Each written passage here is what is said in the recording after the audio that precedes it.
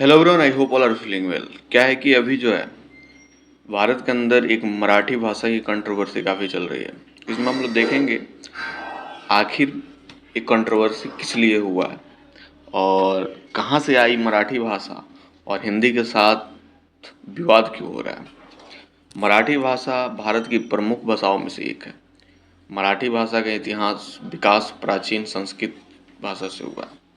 संस्कृत से जन्मी भाषाओं में से एक प्राकृत थी जो आम लोगों के बीच बोली जाती थी। मराठी भाषा भारत की प्रमुख भाषाओं में से एक है। कई लोग इस भाषा का यूज करते हैं, लेकिन मराठी भाषा को लेकर कई विवाद देखने को मिलते रहते हैं। इसी बीच हाल ही में मुंबई के मीरा रोड इलाके पर एक मिठाई दुकानदार के साथ मारपीट की गई, लेकिन वह मराठी भाषा नहीं बोल सका। बताया जा रहा है कि एमएनएस महाराष्ट्र नवनिर्माण सेना जो है कि कुछ कार्यकर्ताओं ने दुकानदार से ज़बरदस्ती मराठी में बात करने के लिए कहा, और जब दुकानदार ने हिंदी में जवाब दिया तो कार्यकर्ता गुस्सा हो गए। इसके बाद उसके साथ मारपीट की गई और उसे थप्पड़ मारे गए। अब इसी के चलते घटना के बाद पूरे इलाके में तनाव और डर का माहौल, और यह मामला अब हर तरफ चर्चा का विषय बन गया है। लोग मराठी भाषा को लेकर कई तरह के बड़े बड़े सवाल कर रहे हैं। ऐसे में चलिए जानते हैं कि आखिर मराठी भाषा कहाँ से है और इसका पूरा इतिहास क्या है। मराठी भाषा मुख्य रूप से महाराष्ट्र में बोली जाती है और 1966 से महाराष्ट्र की आधिकारिक भाषा भी है। हालांकि मराठी भाषा भारत की प्रमुख भाषाओं में से एक है और ये इंडो आर्यन भाषा परिवार के दक्षिणी शाखा से जुड़ी है। प्राचीन समय में मराठी को महाराठी, मराठी और महाराष्ट्री नामों से जाना जाता था। मराठी भाषा 1300 साल से भी पुरानी मानी जाती है। इसकी शुरुआत संस्कृत से हुई थी, बाद में यह प्राकृत और अपभ्रंश के जरिए विकसित होती गई। मराठी के व्याकरण और वाक्य रचना का आधार भी पाली और प्राकृत से लिया गया। मराठी भाषा की मुख्य भाषा है, साथ ही यह भारत के संविधान की 8वीं अनुसूची में शामिल एक मान्यता प्राप्त भाषा है। मराठी इंडो यूरोपियन भाषा परिवार की इंडो आर्यन शाखाओं में आती है।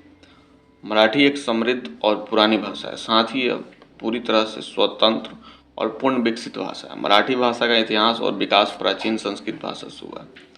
संस्कृत से जन्मी भाषाओं में से एक प्राकृत थी जो आम लोगों के बीच बोली जाती थी। प्राकृत की कई उपभाषाएं भी थी, जिनमें से एक थी महाराष्ट्रीय प्राकृत, जो विशेष रूप से महाराष्ट्र क्षेत्र में बोली जाती थी। वहीं समय के साथ महाराष्ट्रीय प्राकृत से जैन अपभ्रंश का जन्म हुआ, जो लेखन और बोली दोनों में इस्तेमाल होने लगे। इसके बाद जैन अपभ्रंश से प्राचीन मराठी का विकास हुआ 1000 से 1300 ईस्वी के बीच। इसमें मराठी भाषा का शुरुआती रूप देखने को मिला, और फिर 1300 से 1800 ईस्वी के बीच मध्य मराठी का दौर हुआ, जिसमें मराठी साहित्य की शुरुआत हुई। इसी के बीच जो है महाराष्ट्र में मराठी भाषा को लेकर विवाद में अब दिग्गज निवेशक सुशील केडिया भी एंट्री ले चुके हैं, और उन्होंने कहा है कि मुंबई में 30 साल से, लेकिन वे मराठी भाषा नहीं सीखेंगे। इसी के साथ एक्स पे ठाकरे ने टैग करते हुए एक पोस्ट में केडिया ने लिखा, मुंबई में 30 साल रहने के बाद भी मैं मराठी ठीक से नहीं जानता, और आपके घोर दुर्व्यवहार के कारण मैंने संकल्प लिया है कि जब तक आप जैसे लोगों को मराठी मानुष की देखभाल करने का दिखावा करने की अनुमति नहीं दी जाती, मैं प्रतिज्ञा लेता हूं कि मैं मराठी नहीं सीखूंगा। और ऐसे करके जो है लोग वहाँ पे अपनी अपनी प्रतिक्रियाएं दे रहे हैं, और कंट्रोवर्सी जो है बढ़ती ही जा रही है।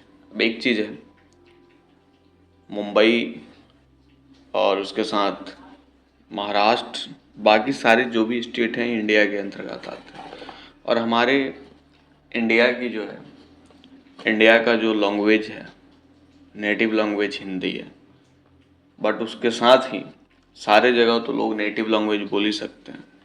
इसके साथ भी अगर किसी के साथ क्लेम लगाया जाता है, अगर बिहार वाले बोलने लगे कि भोजपुरी बोलो, यूपी वाले बोलने लगे भोजपुरी बोलो, तमिलनाडु वाले बोलने लगे तमिल बोलो, तो ऐसे करके तो हर जगह कंट्रोवर्सी क्रिएट हो गई।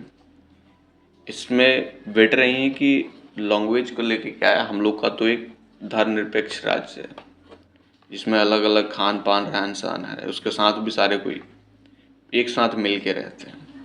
तो इस कंट्रोवर्सी को जो है स्टॉप करने का एक ही तरीका है, जो जहाँ पे है उसको बस वैसे ही रहने दे। अब बात है कि किसी भी शहर में जब कोई दूसरे शहर से उस शहर में व्यक्ति जाता है, तो जो लोकल वहाँ के लोग होते हैं वो उसको परेशान करते हैं, और उनका मानना होता है कि हम जो भी हैं हमें यहाँ पे बेस्ट हैं, बाहर से आए वो कुछ कर नहीं सकता, उसके पास ताकत नहीं है, वो सपोर्ट में नहीं है, ऐसे करके बाहरों में क्रिएट की जाती है।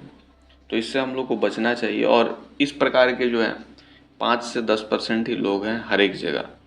जैसे कि हम सभी एक छोटे से स्कूल में पढ़ते थे, वहाँ पे भी क्लास में 1 और 2 उदंड लड़का मिलता था।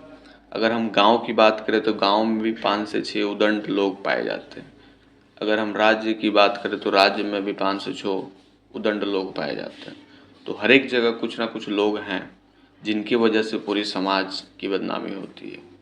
और हमेशा जो है कंट्रोवर्सी इंडिया में रहता ही है, कभी लैंग्वेज को लेके, कभी जाति को लेके, कभी मजहब को लेके। तो यही है कंट्रोवर्सी को स्टॉप करने का सबसे बेस्ट तरीका। बाकी आप जो है कमेंट करके बताएंगे।